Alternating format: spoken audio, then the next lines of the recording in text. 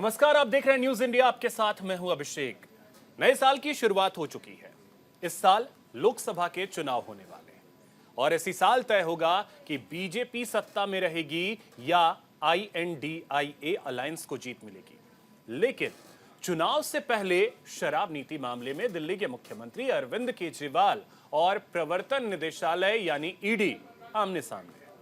ED ने केजरीवाल को अब तक 3 बार नोटिस भेजा है और चौथी बार नोटिस भेजने की तैयारी है। ईडी के 3 समन को दरकिनार कर चुके अरविंद केजरीवाल की मुश्किलें अब बढ़ती नजर आ रही हैं। खुद आम आदमी पार्टी ये दावा कर रही है कि अब ईडी केजरीवाल के घर पर रेड मारकर उन्हें गिरफ्तार कर सकती है।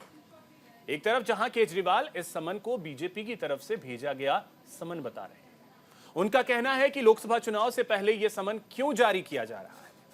बीजेपी का मकसद है पूछताछ के बहाने केजरीवाल को बुला लो और गिरफ्तार कर लो। इससे केजरीवाल लोकसभा चुनाव में प्रचार नहीं कर पाएगा।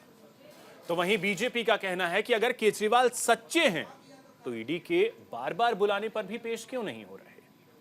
जरूर दाल में कुछ काला है या फिर पूरी दाल काली है। ईमानदारी का दम भरने वाले केजरीवाल की ईमानदारी तार-तार हो चुकी है। अब सवाल यह उठता है कि अगर ईडी चौथा समन केजरीवाल को भेजती है तो क्या उस समन को भी केजरीवाल हल्के में लेंगे। वहीं दूसरा सवाल यह उठता है कि केंद्र सरकार पर ईडी को हथियार की तरह इस्तेमाल करने के आरोप लगाए जा रहे हैं। इन सभी सवालों पर चर्चा करेंगे। उससे पहले आपको सुनवाते हैं कि किस तरीके की प्रतिक्रियाएं सामने आ रही हैं। पिछले 2 साल से हम लोग सुन रहे हैं, दिल्ली में घोटाला हो गया, एक्साइज घोटाला हो गया, शराब घोटाला हो गया। रोज Bharatiya Janata party press conference करती है। करोड़ों रुपए का घोटाला हो गया और 1 रुपए की बरामदगी नहीं हुई। 500 से ज्यादा जगहों पर छापे मारे जा चुके। दर्जनों लोगों को साल भर से ज्यादा गिरफ्तार किए हुए हो गए। हजारों लोगों की पूछताछ हो गई। लिकर डिस्ट्रीब्यूटर से लेकर आम आदमी पार्टी के लिए जो पोस्टर होर्डिंग लगाते हैं उन तक को बुला बुला के सीबीआई ईडी ने गिरफ्तार किया, टॉर्चर किया, पूछताछ की, दबाव देके गवाहियां ली, मगर कोई सबूत आज तक केंद्र सरकार की एजेंसियां सामने नहीं रख पाई। ईडी की भी क्रेडिबिलिटी पे आज बड़े सवाल उठ रहे हैं, क्योंकि देश जान चुका है कि केवल और केवल विपक्षी नेताओं के ऊपर क्यों ईडी के सारे छापे होते हैं, अरेस्ट होते हैं, समन्स होते हैं। और इस वाला जो कथित शराब घोटाला है उसकी तो आप ये बात सब जानते हैं कि 2 साल से इन्वेस्टिगेशन चल रही है। मेरे ख्याल से देश का इतिहास में ये पहला केस होगा कि 1 रुपए तक की आपकी रिकवरी नहीं हुई है, एक पुख्ता सबूत नहीं मिला है, फिर भी आप सारे जो नेता हो है और पूरी आम आदमी पार्टी को जेल में डाल रहे हो। मतलब साफ है, आपको आम आदमी पार्टी को खत्म करना है और ठीक लोकसभा चुनाव से पहले अरविंद केजरीवाल जी को अरेस्ट करना है। एक दिन में 500 पेशेंट देखे गए हैं। अधिकतम संख्या 533 है, जबकि जो औपचारिक समय है मोहल्ला क्लिनिक का वो सुबह 9 बजे से 1 बजे तक है। अब आप इमेजिन करिए कि 9 बजे से 1 बजे तक 4 घंटे में कितने मिनट हुए? 240। और अगर 240 मिनट में किसी ने 533 पेशेंट देख लिए, इसका मतलब आधे मिनट में एक पेशेंट देख लिया, जिसमें एक पेशेंट का आना जाना, डॉक्टर का उसकी बात सुनना, असेसमेंट करना, जांच का पर्चा लिखना। महोदय, मैं कहना चाहता हूं कि जब त्योहारों के दिनों में बड़ी भीड़ होती है ना, तो आप जाते तो मंदिर में बड़ी भीड़ होती है। इतने सेकंड्स में तो व्यक्ति उस धक्का मुक्की में दर्शन भी नहीं कर पाता है जितने में आपके डॉक्टर ने उसके दर्शन करके रोग को समझकर रोग का निदान समाधान सब लिख दिया।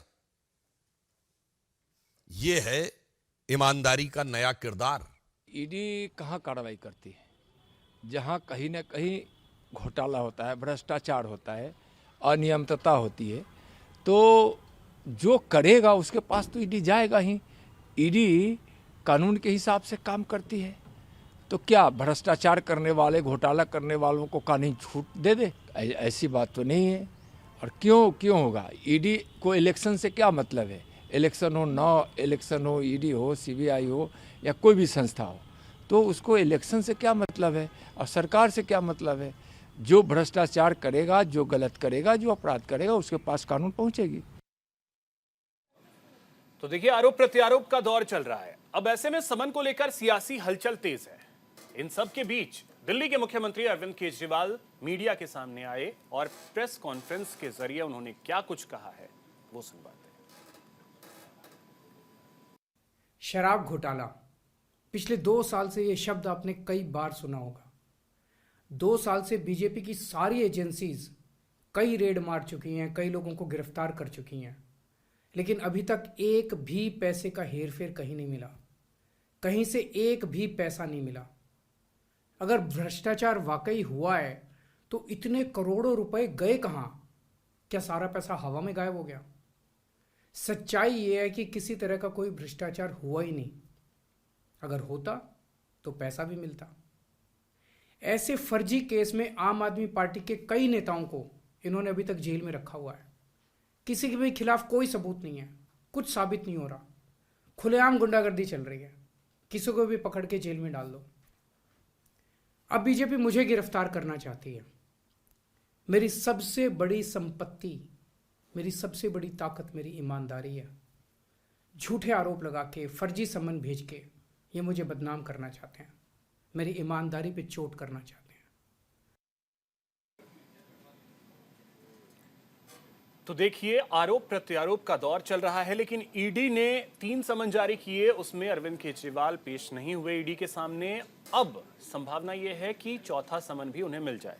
चर्चा इसी पे करेंगे कि क्या अब मुश्किलें बढ़ रही हैं, आम आदमी पार्टी की राहें मुश्किल हो रही हैं 2024 के लिए। चर्चा करने के लिए हमारे साथ एक बड़ा गेस्ट पैनल होगा। सबसे पहले मैं सभी का परिचय करवा दूं। हमारे साथ मोहम्मद आसिफ जी जुड़ रहे हैं, जो कि कांग्रेस से हमारे साथ जुड़ रहे हैं। आसिफ जी, बहुत स्वागत। साथ ही हमारे साथ नितिन त्यागी जी, जो कि प्रवक्ता आम आदमी पार्टी, वो हमारे साथ होंगे। शुभेंदु शेखर जी, जो कि हमारे साथ जुड़ेंगे बीजेपी से, वो हमारे साथ होंगे। निपुण जी हमारे साथ, जो कि राजनीतिक विश्लेषक होंगे। साथ ही सुनील कौशिक जी हमारे साथ हैं, वरिष्ठ पत्रकार हैं। सुनील जी, बहुत स्वागत आपका भी। सभी का मैं स्वागत करता हूं। शुरुआत सुनील कौशिक जी, आज मैं आप ही से करना चाहूंगा कि क्या आपके लिए राहें अब मुश्किल हो रही हैं 2024 की? नहीं, कोई राह मुश्किल नहीं है। संवैधानिक व्यवस्थाओं की जिम्मेदारी सरकार की होती है। किसी राज्य की सरकार के आप मुखिया हैं। संवेदनशील होना, जनता के प्रति जवाबदेही आपकी निश्चित तौर से संवैधानिक व्यवस्था है। यदि कोई बड़ी एजेंसी आपको नोटिस देती है तो निश्चित तौर से संवैधानिक तरीके से आपको उसका जवाब देना चाहिए। जो भी आप पार्टी के नेता सहित केजरीवाल जी जो मीडिया के सामने आके जो भी वक्तव्य देते हैं, मुझे लगता है इस वक्तव्य को माननीय सुप्रीम कोर्ट के समक्ष रखना चाहिए और माननीय सुप्रीम कोर्ट को संतुष्ट होना चाहिए। तमाम संवैधानिक लड़ाइयां देश के नेताओं ने लड़ी हैं। निश्चित तौर से जनता के सामने कहना और संवैधानिक संस्थाओं के सामने कहना, दोनों में बहुत अंतर है। मुलायम सिंह यादव कई बार मुख्यमंत्री रहे। मुलायम सिंह यादव के खिलाफ भी आय से अधिक संपत्ति का मामला बना। 10 साल तक लगातार जांच हुई और मुलायम सिंह यादव ने कई बार ये कहा सार्वजनिक स्थानों पर कि कांग्रेस हमको सीबीआई से डराती है। तो क्या उनका डर जायज था, या डर की वजह से उन्होंने सीबीआई की पूछताछ में क्या सम्मिलित होना अनुचित समझा? क्या अभी राहुल गांधी, सोनिया गांधी बाकायदा ईडी के नोटिस पर उन्होंने जवाबदेही जाहिर करते हुए निश्चित तौर से उनके समक्ष प्रस्तुत हुए और सारी बातें उन्होंने रखी हैं। एक संवेदनशील प्रदेश के मुख्यमंत्री हैं केजरीवाल जी। ये सब जो कह रहे हैं, निश्चित तौर से मेरा जैसा व्यक्ति उससे सहमत नहीं होगा। जो भी कुछ बातें आपको कहनी है माननीय न्यायालय के समक्ष रखिए, और माननीय न्यायालय यदि आपको बाइज्जत बरी करता है या आपके तर्कों से सहमत हो जाता है, तब जनता आप पर भरोसा करेगी। बार बार वही वक्तव्य। जब 5 राज्यों के चुनाव थे तब नोटिस दिया गया, तब आपने कहा चुनावों से रोकने की प्रक्रिया है या रोका जा रहा है। अब लोकसभा के चुनाव हैं, लोकसभा के बावजूद तमाम राज्यों के चुनाव होंगे। ये लगातार प्रक्रियाएं तो चलती रहती हैं, लेकिन इनकी आड़ में आप बच नहीं सकते। निश्चित तौर से यदि आपकी कोई गलती नहीं है और ईडी आपकी गिरफ्तारी करती है तो माननीय सुप्रीम कोर्ट के न्यायालय खुले हुए हैं। सारी बातें आप वहां रखिए। अब आप ये कहें कि 1.5 साल से या 1 साल से हमारे नेता बंद है और 1 रुपया हमें बरामद नहीं हुआ और इन बातों से माननीय न्यायालय सहमत नहीं हो पा रहा है, तो मैं कहूँगा ये लोकतांत्रिक प्रक्रियाएं जो है, जो संवैधानिक ढांचा उसको कमजोर करने का प्रयास कर रहे हैं। ईडी जैसी बड़ी संस्था इस देश में है, या तो उस पर आप आरोप लगाएंगे। तो आपने देखा होगा संजय सिंह की गिरफ्तारी के वक्त दिल्ली हाईकोर्ट ने एक तथ्य ठीक है टिप्पणी की सुनील थी कि कौशिक जी, आता हूं संवैधानिक फिर से। एक एक कमेंट मैं पहले सबसे ले लेता हूं। निपुण जी, अब एक कमेंट आपसे चाहेंगे कि क्या राहें मुश्किल हो रही हैं अब आम आदमी पार्टी की?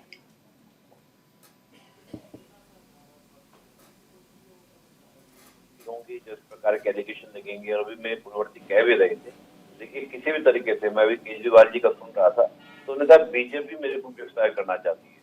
देखिए बीजेपी नहीं, वो हमारी सरकार की, हमारे देश की आपकी एजेंसीज हैं, चाहे वो कांग्रेस के जमाने में है। कल को मान लीजिए, अब सोचते हैं कल को भाई केजरीवाल जी की पार्टी, आम आदमी पार्टी अगर पावर में आती है, सत्ता में आती है, तो क्या वो इन एजेंसीज को ये कहेगी कि आम आदमी पार्टी की जो एजेंसीज हैं और वो इस प्रकार का कोई एक्शन लेती है किसी के ऊपर भी, तो कोई इनके ऊपर भी एलिगेशन लगाएगा। दिल्ली में हमारी सरकार आम आदमी पार्टी की है, पंजाब में आम आदमी पार्टी की सरकार है। अगर दिल्ली में या पंजाब में कोई भी सरकारी एजेंसी किसी पे एक्शन लेती है, किसी भी कार्यकर्ता के ऊपर, किसी भी नेता के ऊपर या किसी भी भ्रष्ट व्यक्ति के ऊपर, तो क्या ये एलिगेशन स्वीकार किया जाएगा कि आम आदमी पार्टी की पुलिस काम कर रही है? तो मुझे लगता है कि जहाँ तक मैं एजेंसीज के बारे में समझता हूँ, जानता हूँ, और जो बिल्कुल पूर्ववर्ती बिल्कुल बात सही कह रहे थे कि भाई अगर आपके आरोप लगे हैं, एलिगेशन लगे हैं, तो क्या दिक्कत क्या है कि जाकर पहुंचिए, अपनी बातों को रखिए। आप कहीं ना कहीं ये दस्ता बैठा रहे हैं कि भारत के अंदर रूल ऑफ लॉ नहीं है, कॉन्स्टिट्यूशनलिज्म नहीं है, कॉन्स्टिट्यूशन नहीं है। तो मेरा मानना ये है कि ये सरकार, आम आदमी पार्टी की सरकार, केजरीवाल जी बहुत ही उम्मीदों के साथ, मतलब हम जैसे लोग एक आम आदमी की बातें भी करें तो वो बड़ी उम्मीद से देखते हैं कि भाई आम आदमी पार्टी एक ऐसी पार्टी थी जो बहुत ही सटीकता की राजनीति की बात करते करते पार्टी आपका सत्ता में आई थी, आपका देश की पार्टी पॉलिटिक्स के अंदर आई थी। आज वो पार्टी कह रही है कि आरोप लगने के बाद झूठे आरोप हैं और मैंने अपने वकील से जांच करा ली है। मतलब ये कहानी तो ऐसी हो गई जो बचपन सुनते हैं ना, कि मैं खुद ही जज हूँ, खुद ही वकील हूँ और खुद ही मैं क्या हूँ, अपना फरियादी हूँ। तो मुझे लगता है कि अगर झूठ भी है तो केजरीवाल जी को जाना चाहिए। ये कहीं ना कहीं आम आदमी पार्टी के लिए कहीं ना कहीं ये गलत साबित होगा, उनका पेश ना होना। ठीक और है, आम आदमी पार्टी का भविष्य उज्जवल है अगर इसको देखे जाए, मोदी को स्मार्टली हैंडल करें। ठीक है निपुण जी, आता हूं फिर से आपके पास। आशिफ जी, आपसे जाएंगे एक कमेंट कि कांग्रेस का क्या स्टैंड है इसे लेकर के, क्योंकि समन जो जारी किया जा रहा है, बीजेपी समन जारी नहीं कर सकती है, आम आदमी पार्टी आपकी अलायंस पार्टनर है। क्या स्टैंड कांग्रेस का कि क्या जाना चाहिए अरविंद केजरीवाल को या नहीं? देखिए जी, आपने कहा बीजेपी सम्मन जारी नहीं करती। मैं भी मानता हूं बीजेपी सम्मन जारी नहीं करती, लेकिन बीजेपी के कहने पे सम्मन जारी होते हैं। इसका सीधा सीधा उदाहरण है, जब कविता जी का नाम आया तेलंगाना के पूर्व मुख्यमंत्री की बेटी का, और जब चुनाव करीब आया तो भारतीय जनता पार्टी ने उनको सम्मन देना क्यों बंद करा दिया, ईडी से ये बता दीजिए जरा। ठीक है, क्यों आज तक उनको सम्मन नहीं किया? उससे पहले जब तक मामला वो गठबंधन में जा रहे थे तब तक संबंध की चर्चा हो रही थी। जब वो अलग लड़ने के लिए चुनाव तैयार हुए, उसके बाद भारतीय जनता पार्टी ने कविता जी को संबंध देने बंद कर दिया और आज इस बात को तकरीबन 6 महीने के आसपास हो गए हैं, उनको अभी तक संबंध नहीं किया है। कथित तौर पे आप कहते हैं शराब घोटाला है, तो शराब घोटाले में जब उनका नाम है तो उन्हें क्यों नहीं बुला रहे आप? क्योंकि आपको गार बलाए आज या कल जब लोकसभा चुनाव होगा, टीआरएस से साथ मिलकर चुनाव लड़ना तेलंगाना के अंदर, इसलिए आपने संबंध भेजना बंद करा दिया बीजेपी ने। तो सीधी सीधी बीजेपी की तरफ से ही संबंध जाते हैं, ईडी भेजती है। हमने देखा जब शिंदे जी मुख्यमंत्री बने महाराष्ट्र के अंदर, कांग्रेस का स्टैंड क्या था? मैं उसी पे आ रहा हूं ना कि क्या अरविंद केजरीवाल को जाना चाहिए या नहीं जाना चाहिए, जो वो कर रहे हैं सही है या गलत है? मैं कहूंगा स्टैंड पे उसी पे आऊंगा ना। जब महाराष्ट्र के अंदर चुनी हुई सरकार चल रही थी तो उसी एनसीपी के विधायकों को, शिंदे साहब को, 10 लोगों को ईडी ने संबंध भेजा।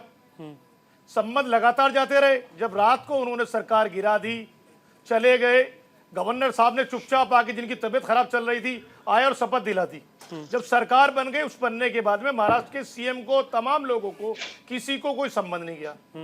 उसी महाराष्ट्र के अंदर जब प्रधानमंत्री मध्य प्रदेश में कहते हैं कि 70,000 का घोटाला अजीत पवार जी ने किया है, मैं गारंटी दे रहा हूं उस बात की। उनकी गारंटी के बाद में 48 घंटे के अंदर चुपचाप गए, उन्होंने मुख्यमंत्री की शपथ ले ली और उन्हीं के साथ में जो लोग मिले उनमें 9 लोगों को ईडी ने संबंध दिया था। तो आज वो सरकार में शामिल हैं, तकरीबन आशिफ जो जी, ये एनसीपी सही और कर रहे हैं शिवसेना अरविंद तोड़ दी। केजरीवाल, ये गलत मैं ये पूछ रहा नहीं, हूँ, मैं जाना चाहिए या नहीं मैं जाना उसी चाहिए? पे आऊंगा सर, उसी पे सीधा आऊंगा। सा सवाल मैं पूछ मैं रहा सीधा उसी पे आ रहा हूँ ना। उसी के बाद में आज सरकार 19 उन्हीं ईडी के जो संबंध गए महाराष्ट्र के अंदर जो मंत्री हैं और सरकार में शामिल है, दल तोड़ने के बाद में आज तक ईडी ने 1 साल से ऊपर किसी को नहीं बुलाया। क्यों नहीं बुलाया? तो यही कहने का मतलब है कि ईडी जो है भाजपा के कार्यालय से तय करती है किसको संबंध भेजने, किसको नहीं भेजने। एक बड़ा चर्चित मामला था कि जनाब ईडी से बोल रहा हूं मैं तो गुप्ता जी, जो कि जनाब गलती हो गई, मैंने तो बीजेपी कल ही ज्वाइन की है, जो कि गलती हो गई, अब फोन नहीं करूंगा। अब तो ईडी का यह हाल कर दिया भारतीय जनता पार्टी ने, लोगों पर शक व शुबा खत्म होता जा रहा है। ईडी वही संबंध भेजती है जो अपोजिशन पार्टी है। केजरीवाल ठीक साहब है। को जवाब देना चाहिए, मैं कहूँ जवाब देना चाहिए। ठीक है आशिफ जी, इससे संबंध रखता हूँ, जवाब देना चाहिए। ठीक है, जवाब तो आपने नहीं दिया। चलिए बहरहाल ठीक है। शुभेंदु शेखर जी जो कि प्रवक्ता है बीजेपी के, हमारे साथ जुड़ गए हैं। शुभेंदु जी बहुत स्वागत आपका न्यूज इंडिया पर। साथ ही नितिन त्यागी जी प्रवक्ता है आम आदमी पार्टी के, हमारे साथ जुड़ गए हैं। नितिन जी आपसे पहला कमेंट मैं चाहूंगा। अरविंद केजरीवाल ये कह रहे हैं कि ये जो नोटिस है वही अवैध है, कैसे? देखिए, पहले भी ईडी ने जब नोटिस भेजा था तो उनसे पूछा गया था कि किस हैसियत से अरविंद केजरीवाल जी को बुलाया जा रहा है। क्या उनको अक्यूज की हैसियत से बुलाया जा रहा है, गवाह की हैसियत से बुलाया जा रहा है, दिल्ली के सीएम की हैसियत से बुलाया जा रहा है, या ऐसी पर्सन ऑफ इंटरेस्ट की हैसियत से या आम नागरिक की तरह से बुलाया जा रहा है। जैसे भी बुलाया जा रहा है वो क्लैरिटी कर दें, बता दें कि क्या सवाल हैं, कैसे हैं, किस उससे बुलाया जा रहा है। ऐसा तो रैंडमली तो नहीं बुला सकते कि जी आप आ जाओ, किस केस में बुला रहे हो, क्या कर रहे हो, कुछ नहीं।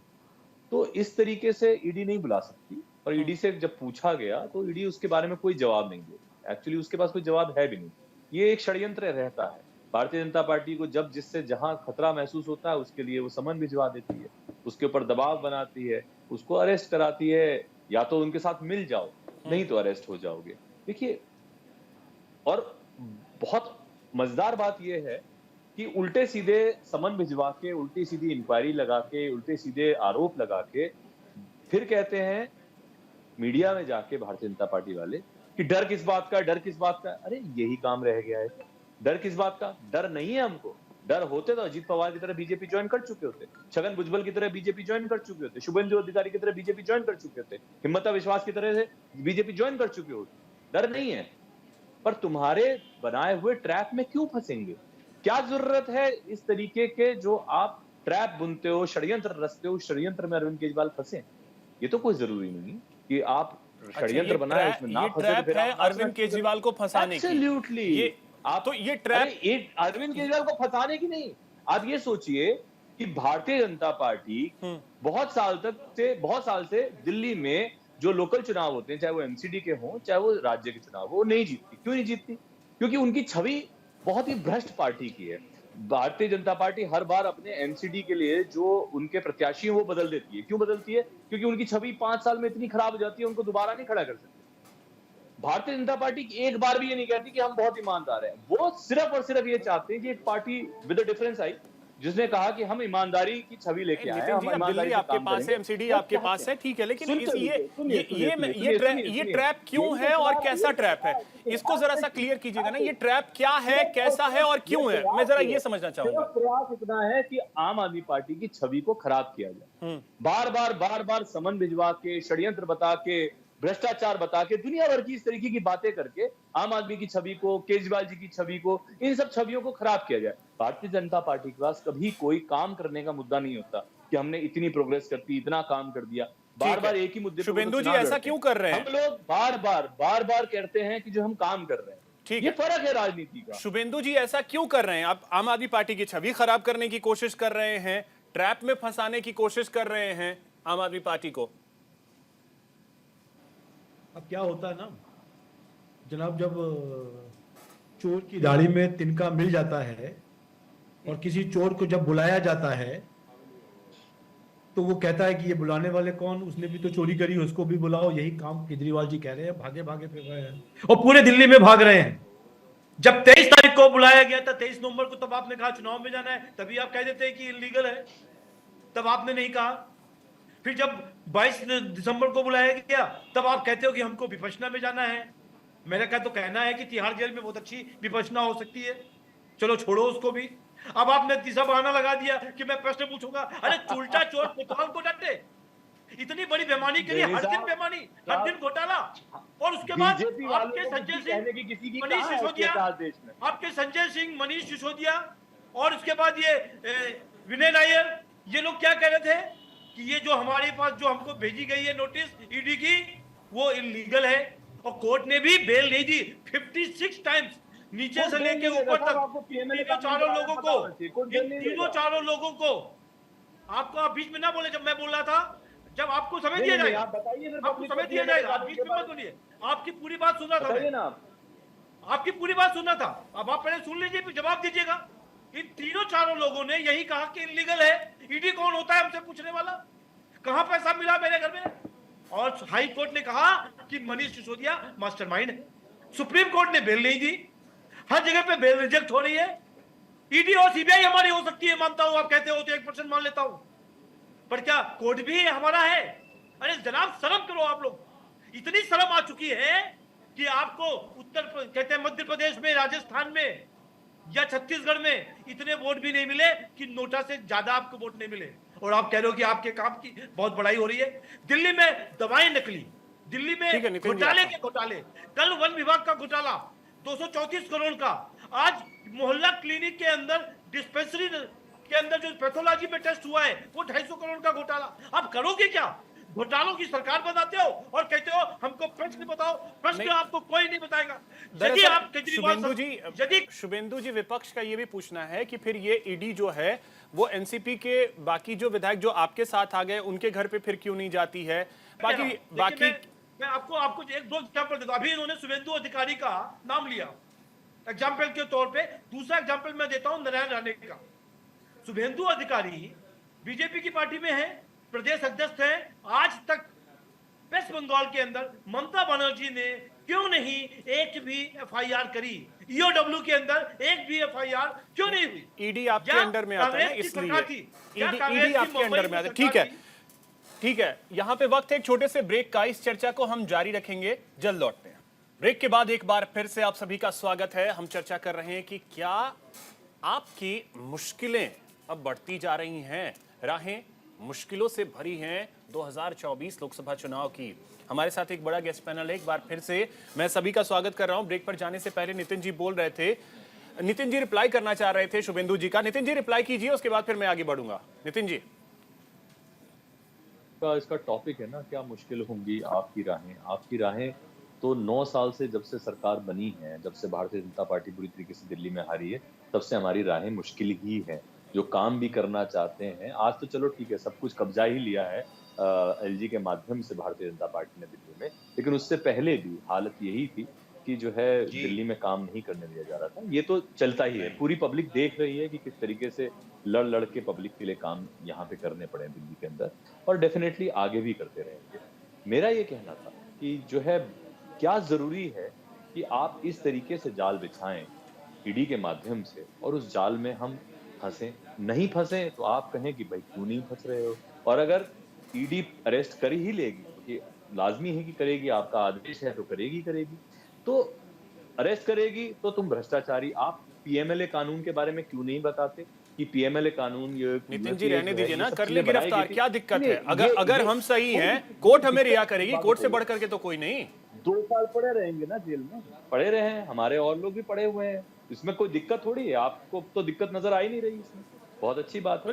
कोर्ट से ऊपर कौन है? संविधान और कानून से ऊपर कौन? बिल्कुल सही कह रहे हैं। देखिए, कोर्ट भी एक कानून के तहत ही काम करती है। पीएमएलए कानून जो बनाया गया वो आतंकवादी गतिविधियों को रोकने के लिए, उनकी फंडिंग को रोकने के लिए, जो ड्रग कार्टेल्स हैं उनकी फंडिंग को रोकने के लिए बनाया गया। वो आज की तारीख में भारतीय जनता पार्टी जैसे जैसे चुनाव करीब आ रहा है, इंडिया अलायंस के हर नेता के ऊपर पीएमएलए कानून लगाने की कोशिश कर रही है। नहीं तो इंडिया अलायंस में अब देखिए, संदीप दीक्षित कांग्रेस से नेता है, हालांकि आशिफ भाई ने उसका जवाब नहीं दिया। संदीप दीक्षित ने यह कहा है कि जाना चाहिए, डरने की जरूरत ही नहीं है, जाना चाहिए। संदीप दीक्षित जी का अपना एक विचार हो सकता है, मैं उसको काउंटर नहीं कर रहा। मैं अभी फिलहाल की बात ये कर रहा हूँ, ठीक है। टीएमसी हो गया बंगाल में, चाहे वो तमिलनाडु हो गया, चाहे कर्नाटका हो गया, राजस्थान में तो इनके जो ईडी विभाग है भारतीय जनता पार्टी का, उसके लोग पकड़े गए थे रिश्वत लेते हुए। तो हालत इनकी ये है कि हर जगह से सुनील किसी और जी, मुद्दे पे ये चुनाव नहीं कर सकते। ठीक है जब सुनील तक जी, जो भी करेगा, जब जो भी बात करेगा उसको दबाने की कोशिश होगी। सुनील जी, समन की वैधानिकता इसको कैसे डिसाइड किया जाएगा? जो समन जारी है वो वैध है, अवैध है, इसे कैसे डिसाइड किया जाएगा? नहीं देखो, अवैध है तो आप उसी एजेंसी से को जवाब क्यों दे रहे हैं, उसी से क्यों पूछ रहे हैं? आप हाई कोर्ट सुप्रीम कोर्ट क्यों नहीं जा रहे अवैध? और मैंने तो 25-30 साल के पत्रकारिता जीवन में पहली बार देखा है कि एजेंसी कोई नोटिस दे रही है और एजेंसी को पूछा जा रहा है आप किस हैसियत से बुला रहे हैं, हमारे हिसाब से सवाल दीजिए, हमारे हिसाब से हम जवाब देंगे। और जो भी, जैसे शुभेंद्र जी कह रहे थे, पश्चिम बंगाल का उन्होंने एग्जाम्पल दिया, निश्चित तौर से आप अभिषेक जी मानिए, क्या चंद्रबाबू नायडू ईडी और सीबीआई ने जेल भेजा क्या?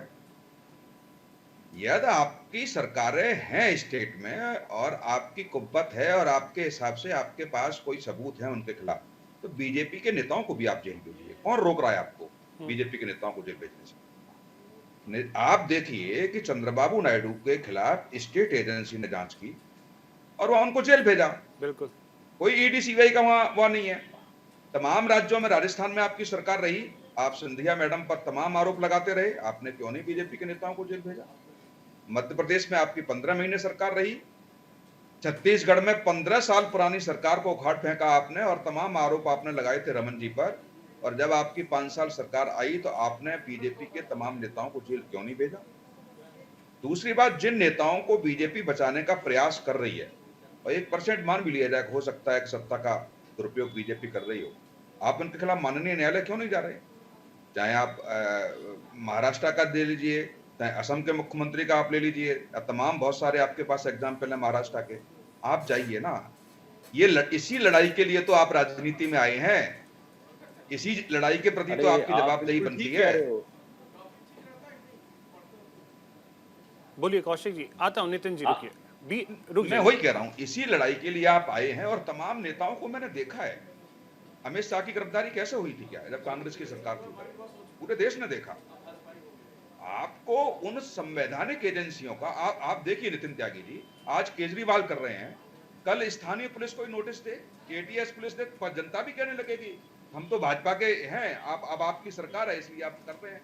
जनता जवाब न दे, जनता नोटिस के लिए जहां मुख्यालय बुलाया जाए वहां न जाए, तो असंवैधानिक व्यवस्था शुरू हो जाएगी इस देश में। ठीक है, ये नहीं होता है। आप संवैधानिक पद पर बैठे हुए हैं, संवैधानिक की कैसे गरिमा बनी रहेगी, सबसे महत्वपूर्ण जिम्मेदारी आपकी बनती है।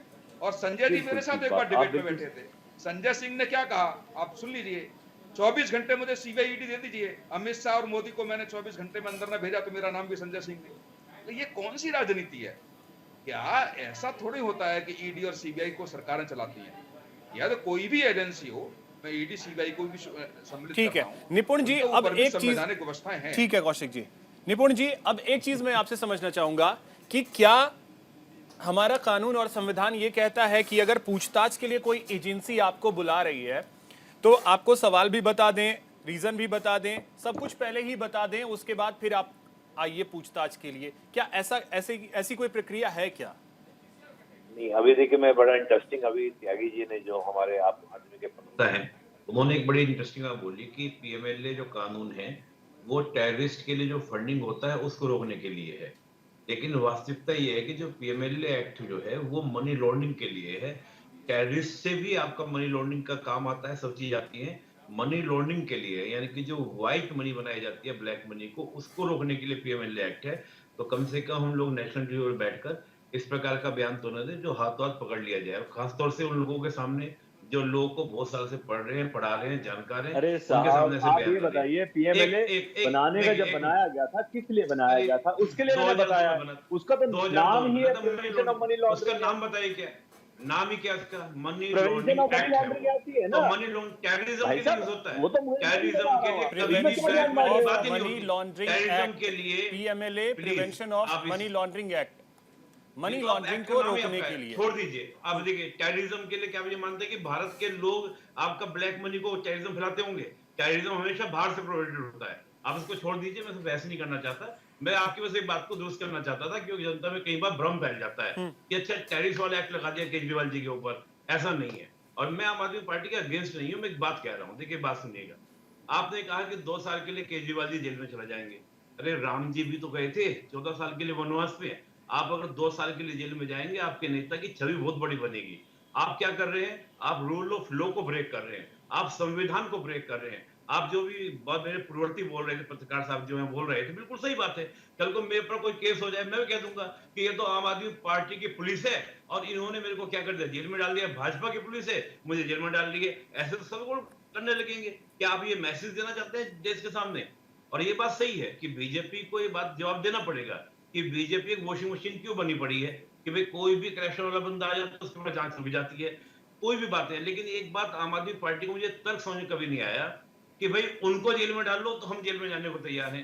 अरे आप अपना तो बताओ ना कि आपके ऊपर जो एलिगेशंस हैं, आपके ऊपर जो मैटर्स हैं, आप उसको बताओ। अब कोई भी एजेंसी की बात आती है, आपको जैसे अभी भाजपा के जो बोल रहे बिल्कुल सही बोल रहे थे, हाई कोर्ट है, सुप्रीम कोर्ट है, आप विधायिका के ऊपर विश्वास नहीं कर रहे हैं, आप कार्यपालिका के ऊपर विश्वास नहीं कर रहे हैं, आप न्यायपालिका के ऊपर विश्वास नहीं करेंगे।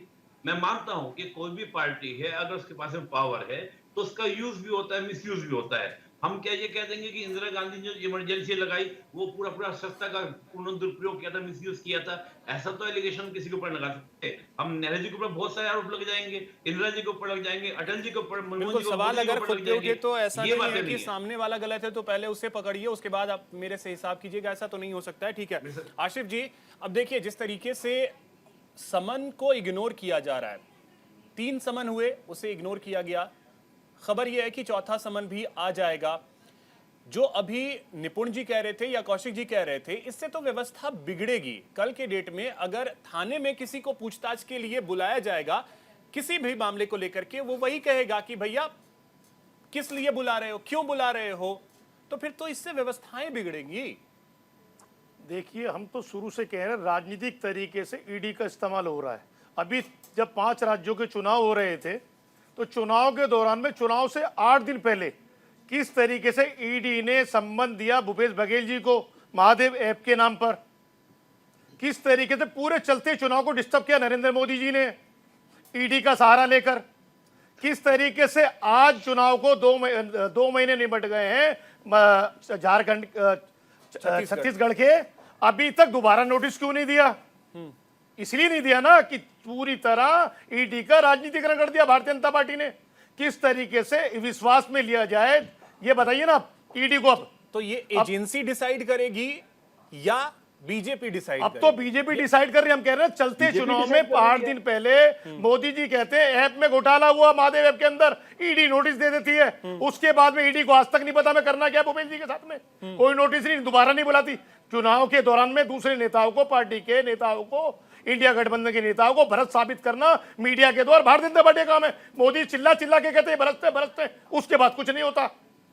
जितने भ्रष्टों का नाम लेते हैं, जो मजबूती से खड़ा रहता है वो खड़ा रहे, उसको छोड़ देंगे जिसने भारतीय जनता पार्टी ज्वाइन कर ली। यही तो मैं कह रहा हूं, तो सीना ठोक करके सामने आइए ना, ईडी के सामने बैठिए और जवाब दीजिए कि हाँ मैं गलत नहीं हूं, प्रूफ कीजिए, कोर्ट में प्रूफ कीजिए। कोर्ट में नौबत का आप ये देखिए, कोर्ट को बार बार कहना पड़ रहा है इस मामले के अंदर कि आप जल्दी से तैयारी पूरी कीजिए। ठीक है, तो फिर लेकिन ईडी के अंदर होता क्या है? फरवरी में गिरफ्तारी हुई थी मनीष सिसोदिया की, अभी तक बेल क्यों नहीं मिल पाया है? फिर उसकी बेल ना मिलने की वजह, तो कारण होगा, बेल ना मिलने की वजह है। आप कोर्ट जाइए और ये कह दिए अभी इन्वेस्टिगेशन चल रही है, आप इन्वेस्टिगेशन का बहाना मारकर लोगों को जेल के अंदर रखते हैं।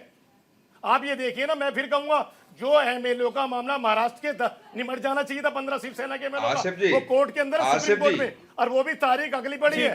कोई बड़ी बात नहीं, लोकसभा चुनाव के टाइम में तारीख पड़े और लोकसभा के साथ चुनाव हो। ठीक है शुभेंदु जी, आपको तो क्या ये चीजें बीजेपी दफ्तर में बैठ करके तय होती है कि किसे समन भेजना है, किसे ईडी समन भेजेगी, किसे सीबीआई समन भेजेगी? तो आप भूपेश बघेल के बारे में बता दीजिए ना, मैं तो खुले तौर पे कह रहा हूं नितिन जी से। अभिषेक जी जी, मैं शुभेंदु आशिफ से पूछना चाहता हूं कि ये जो एक्साइज घोटाला था, शराब घोटाला था दिल्ली में, इसकी कंप्लेंट अनिल चौधरी जो आपके दिल्ली के प्रेसिडेंट थे उन्होंने करी थी।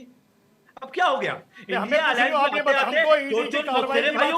मेरी बात सुनो, आप ईडी कार्रवाई बताइए क्या भूपेश सिंह बघेल सिंह को भेजा दफ्तर दोबारा आपने? क्यों नहीं भेजा भाई साहब? मेरी बात आसिफ साहब जी सुन लो। पहली बात, दिल्ली के कांग्रेस के प्रेसिडेंट ने, अनिल चौधरी जी ने शराब घोटाले की बात को लेके कम से कम 5 बार दिल्ली में, कम से कम 5 बार दिल्ली में धरना दिया।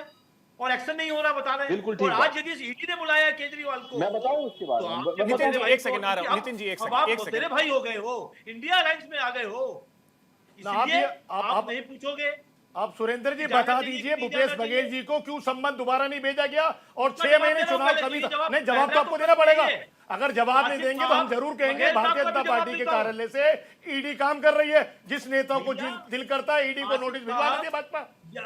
कांग्रेस कंप्लेंट करती है और कहती है केजरीवाल को पकड़ो, ये सबूत है।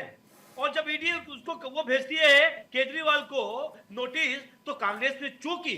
अब नहीं, तो इंडिया आशिफ अलायंस जी में ये भी पूछ आदमी रहे हैं, आ गए शुभेंदु- इंडिया अलायंस में आ शुभेंदु गई है, जी, आपके मौतेरे भाई बन गए। आशिफ तो जी आप ये भी नहीं पूछ जाना रहे हैं चाहिए। कि बाकी ये जो- आपका जो बर्ताव है ये गलत है। अजीत मैं तो पूछ रहा भारतीय जनता पार्टी का जो बर्ताव है उसके नाम लेके मैंने बोला उनको नोटिस भाजपा ने क्यों नहीं भिजवाया? क्योंकि आपने छत्तीसगढ़ के चुनाव को पूरा प्रभावित किया एक बयान से, पूरे बयान से प्रभावित किया चुनाव को। ईडी का इस्तेमाल चुनाव में प्रभावित करने के लिए आज की तारीख में जब से 5 जगह का चुनाव खत्म हुआ, भारतीय जनता पार्टी को 10 लाख वोट कम मिला है, तब से भाजपा ने बौखला गई है। बौखलाने का नतीजा इंडिया गठबंधन को नोटिस पे नोटिस, हर नेता को नोटिस, कभी तेजस्वी यादव को नोटिस, शराब घोटाले कभी केजरीवाल को नोटिस, कभी झारखंड के मुख्यमंत्री को नोटिस, कभी टीएमसी के नेताओं को नोटिस। आपकी बौखलाहट बता रही है किस तरीके से 5 राज्यों के चुनाव के बाद में 10 लाख वोट कम मिलना। नरेंद्र मोदी जी के नेतृत्व को, राहुल गांधी और खड़गे जी के नेतृत्व को जनता द्वारा 10 लाख फालतू वोटों से हार देना, ये आपको बर्दाश्त नहीं हो रहा है। उसी का नतीजा बौखलाहट में भाजपा, बौखलाहट में भाजपा के पास कोई जवाब नहीं है। ठीक है आशिफ जी और भाजपा शुभेंदु की जी, वॉशिंग मशीन नहीं है। नितिन जी इस पे रिप्लाई कर रहे हैं। नितिन जी, आप वॉशिंग मशीन बने हुए हैं, आप आ जाइए चोरी करके ठीक है। मेरे पास में, मैं चोर बना दिया, आपको कुछ किया नहीं क्या? मैं चोर बना रहा हूं, भाजपा चोर बना रही है। ठीक है आशिफ जी। नितिन जी बोलिए। देखिए, मैं आपको साफ साफ इतना बता दूं कि जब भी शराब की जो नीति आई थी, जो एक्साइज पॉलिसी पूरी की पूरी ड्यू डिलिजेंस के बाद में आई।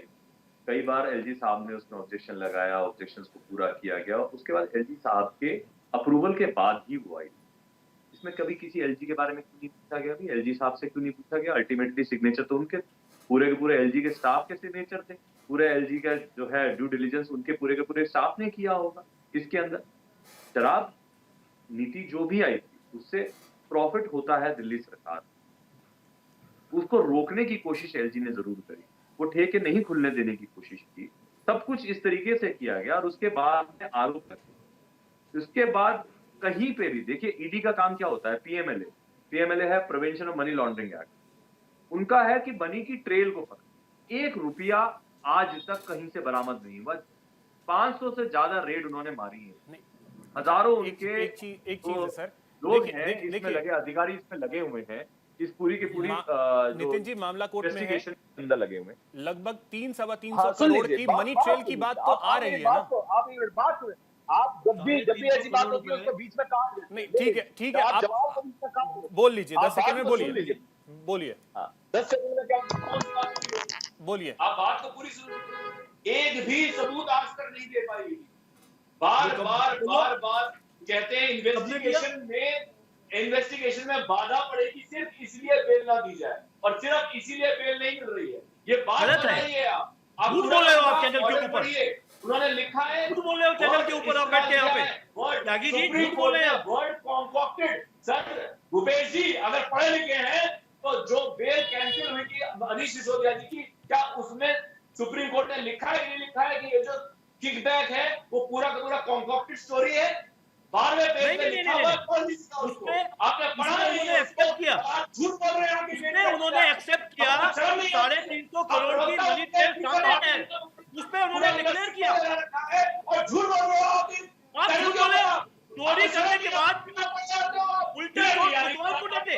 केजरीवाल जी ने चोरी करी, पूरी की पूरी केजरीवाल जी ने चोरी करी। नितिन जी तब तो यहाँ पे फिर सवाल ये है कि सुनिए, 350 करोड़ का तो फिगर सुप्रीम कोर्ट ने एक्सेप्ट किया कि मनी ट्रेल है। 350 करोड़ का पढ़ के आइए, 350 करोड़ का 350 करोड़ का सुप्रीम कोर्ट का, क्योंकि आप पढ़े लिखे नहीं है। हम खूब पढ़ के आते हैं, आप कुछ उल्टा पढ़ के आते हो। हाई कोर्ट का सुप्रीम कोर्ट का ये कहना है कि मनीष सिसोदिया एक एक करके सर, मास्टरमाइंड है। एक एक करके नितिन जी और शुभेंदु जी एक एक करके 338 करोड़ का घोटाला नहीं बोला है उन्होंने कहा 338 करोड़ मनी ट्रेल की बात तो है सर। भाई एक साहब चीज- मनी ट्रेल है, आप क्या बात करते हो? लालू जी के केस में 1 रुपया नहीं मिला, 14 साल जेल है। अरे नितिन बड़ा घोटाला। जी एक और पैसा नहीं शुभेंदु मिला। जी, सर ऐसे नहीं। नितिन जी, एक चीज है, कोर्ट ने ये माना तो है कि 338 करोड़ का मनी ट्रेल तो है। और दूसरी बात सर, अगर बेल नहीं मिल पा रही है, आप अगर इस चीज को नितिन जी मैं आप ही से सवाल ले रहा। 338 करोड़ की फिगर बताता हूं ना। नितिन जी मैं आप ही से सवाल ले रहा। अगर आपको ये लग रहा है इतना सब कुछ आप अगर इतने बेहतर तरीके से समझ रहे हैं कि ये सब कुछ हुआ ही नहीं है, एक भी पैसे का गलत लेन देन नहीं है, तो ये बातें वकील साहब, जज साहब को क्यों नहीं समझा पा रहे हैं, जिसकी वजह से बिल नहीं मिल पा रहा है? सिर्फ और सिर्फ एक बात है जिसको बार बार वो कहते हैं कि इन्वेस्टिगेशन में बाधा पड़ेगी अगर मनीष सिसोदिया जी छूट जाते हैं, अगर संजय सिंह छूट जाते हैं, अगर सत्येंद्र जैन छूट जाते हैं। सत्येंद्र जैन जी का तो चलो इस मामले से कोई लेना देना नहीं है, लेकिन अगर ये छूटते हैं तो ये ऐसी स्टेट उसमें है पोजीशन पे, ये इन्वेस्टिगेशन पे दबाव डालेंगे, ये हर एक को डराएंगे, धमकाएंगे, ये बातें करके ईडी और सिर्फ ठीक है नितिन जी, ठीक है। कौशिक जी क्या मैंने आपसे पहले भी पूछा था, वैधानिक या अवैध ये बोल देना, क्या इसका हल है? और अगर यही हल है तो फिर आगे चल करके मुश्किलें कैसे बढ़ेंगे? क्योंकि 3 बार, अमूमन हम सभी ये जानते हैं कि 3 बार अगर आपने ईडी के नोटिस को इग्नोर किया तो फिर अब कोर्ट का रुख भी ईडी कर सकती है गिरफ्तार करने का। और कोई भी एजेंसी, छोटी से लेकर के बड़ी एजेंसी, यदि नोटिस देकर के आपको किसी में बुलाती है जांच के लिए और आप उसका सहयोग नहीं करते हैं तो एक थाने की पुलिस भी गिरफ्तार कर सकती है। ये तो ईडी है। और निश्चित तौर से केजरीवाल इस बात को समझ रहे हैं, गिरफ्तारी होगी। अब गिरफ्तारी से पहले कितना माहौल राजनीतिक बनाया जाए, ये केजरीवाल और उनके पार्टी के नेताओं को ऊपर निर्भर करता है। और जो बार बार त्यागी जी कह रहे थे कि पैसा नहीं बरामद हुआ, त्यागी जी लालू प्रसाद यादव के खिलाफ जब रेलवे में नौकरी देने का प्रकरण शुरू हुआ और जांच शुरू हुई तो आप जानते हैं कितने साल बाद जब लालू प्रसाद यादव के लोगों को तोड़ा गया तब देखा गया कि नौकरी के जल्दी से कौशिक जी, समय मेरे पास बिल्कुल भी नहीं है, 10 सेकंड में जल्दी से सर। मैं वही कह रहा हूं, नौकरी के बदले प्लॉट और जमीन दी गई, तो अब पैसा तो वहां भी बरामद नहीं हुआ था। तो निश्चित तौर से जो कुछ भी हुआ है निकल के तो आएगा, चाहे उसके में केजरीवाल जी की संलिप्तता हो या ना हो। चलिए माफी के साथ सर, समय मेरे पास इतना ही है। बहुत शुक्रिया आप सभी मेहमानों का हमारे साथ जुड़ने के लिए और इस चर्चा में शामिल होने के लिए। फिलहाल इतना ही, नमस्कार।